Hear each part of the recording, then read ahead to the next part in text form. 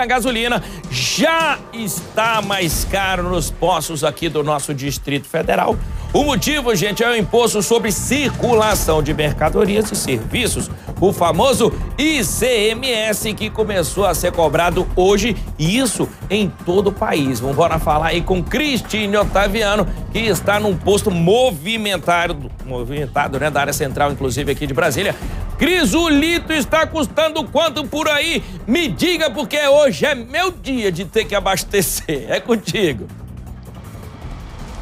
Oi, Fred, boa tarde para você, para quem está com a gente aqui no Balanço Geral. Sabe que hoje a gente esteve com uma equipe do Procon que está na rua fazendo um trabalho de fiscalização. Eles estão visitando alguns postos, a meta é visitar entre 20 e 30 postos espalhados por todo o Distrito Federal. E a história é a seguinte, a equipe chega até o gerente do posto e fala: me dá as notas de compra de gasolina, me dá as notas aí das vendas das gasolinas para checar aí se houve o chamado abuso de preço que está previsto dentro do Código de Defesa do Consumidor como uma prática quando feita de forma abusiva e legítima. E a gente quer entender um pouquinho mais a respeito dessa dinâmica do ICMS também, que é o Imposto de Circulação de Mercadorias e Serviços. É um imposto importante para estados e municípios, porque essa é uma parcela de arrecadação que vai exatamente para os cofres de estados e municípios, e considerando o produto combustível, é uma grande parcela dessa arrecadação. E é por isso que o César Verno está aqui com a gente para poder conversar um pouquinho. Ele é economista e ele vai dar essa perspectiva, primeiro a respeito do cofre do Estado, porque isso motivou toda essa mudança. E a gente está percebendo um aumento no preço, mas porque agora a alíquota está fixa. Só que não necessariamente a gente vai ver essa alíquota sendo muito mais cara do que era antigamente. Isso tem muito a ver com a variação também do preço do combustível. Explica pra gente, César, muito bem-vindo e obrigado pela sua participação aqui. É uma satisfação estar contigo, Cris, Fred, tudo bem? Pois é. A questão para os estados é fundamental, porque permite um planejamento. Ele sabe quanto que vai arrecadar nos próximos meses. É lógico que a cada 6 meses vai ser reavaliado isso em função do próprio mercado, do preço do combustível. Mas não tenha dúvida, né? Se protege da volatilidade de mercado. Então, se houver alguma coisa no mercado internacional com relação ao dólar, barril de petróleo, não afeta diretamente, pelo menos, os impostos, que vão estar fixos por 6 meses. Então é fundamental também para o consumidor. Mas para o governo, né, sobretudo para as fazendas estaduais, é fundamental que possa haver um planejamento e não o que aconteceu em passado recente, houve um corte, né? Então é investimento em escola, segurança, né? Os estados dependem muito do ICMS para poder gerir suas finanças.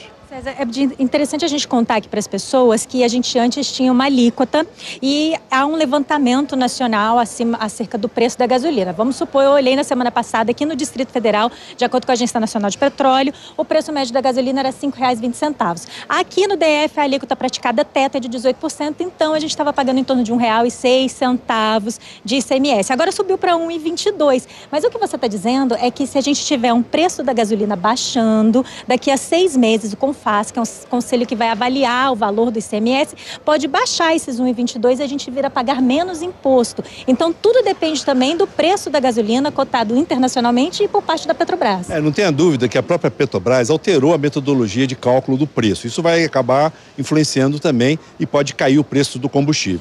De qualquer forma, o congelamento em 1,22 não é muito positivo, porque pode cair o preço da gasolina e não vai cair o imposto.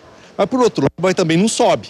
Então, do ponto de vista prático, né, isso dá uma previsibilidade, que é importante na economia, né? Você poder prever os seus investimentos, os seus gastos. Então, você colocando o imposto congelado em 1,22, pelo menos por 6 meses, dá uma certa tranquilidade. Agora, como você bem falou, existiam estados que cobravam acima disso. Por exemplo, o Amazonas, né? Então, ele vai ter que reduzir o preço do combustível.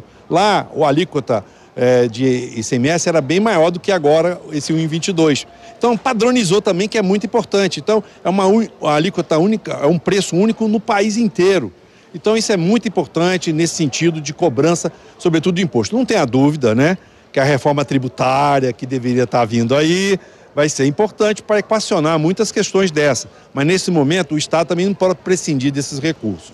Vamos falar um pouquinho também a respeito dessa questão da concorrência. A gente sabe que a gente tem o Procon na rua. Esse aqui é um mercado que a gente chama de livre mercado. O posto de gasolina cobra o que quer, o consumidor decide se ele paga ou não.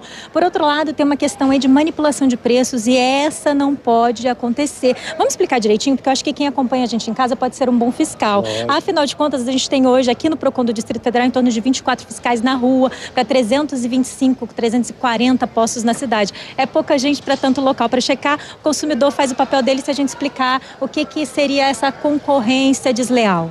Bom, para o investidor é normal você fazer um investimento. Para o especulador, ele tenta ganhar em cima do lucro, dos produtos, das mercadorias. Mas o pior é o manipulador, porque ele acaba usando a força econômica, né? Às vezes um cartel, utiliza combinação de preço. Isso é péssimo para o consumidor. Então precisa ter um órgão de proteção do consumidor para ver esses assuntos. Mas para o consumidor como fiscal, verifica o seguinte, aquela máxima, né? Quando o combustível sobe na refinaria, aqui no posto sobe imediatamente. Quando cai na refinaria, demora tempo para baixar, né? Então o consumidor deve fiscalizar sim e utilizar os seus direitos, que são os órgãos de consumidor e mais do que isso envolve questões até de polícia muitas vezes, né? Então, do ponto de vista prático, o consumidor é um grande fiscal, até do orçamento dele, né? Que o maior beneficiário é ele mesmo. Tá certo, César. Obrigada pelas suas dicas, pelas suas informações. Ô Fred, pista tá meio vazia aqui agora em relação ao que a gente viu nos últimos dias. Acho que o consumidor já está um pouquinho assustado com os preços que começaram a subir por aí. É fato que muita gente ainda tem estoque e a gente deve ver esses novos preços aí na rua ao longo de toda a semana. E vamos ter mais tarde balanço do Procon também, viu? Cara, minha felicidade era essa galera que comprou o combustível com preço aí, né?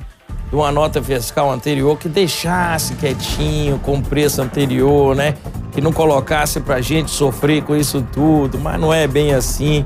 Eu tava aqui pesquisando outros estados também, tem estados aí.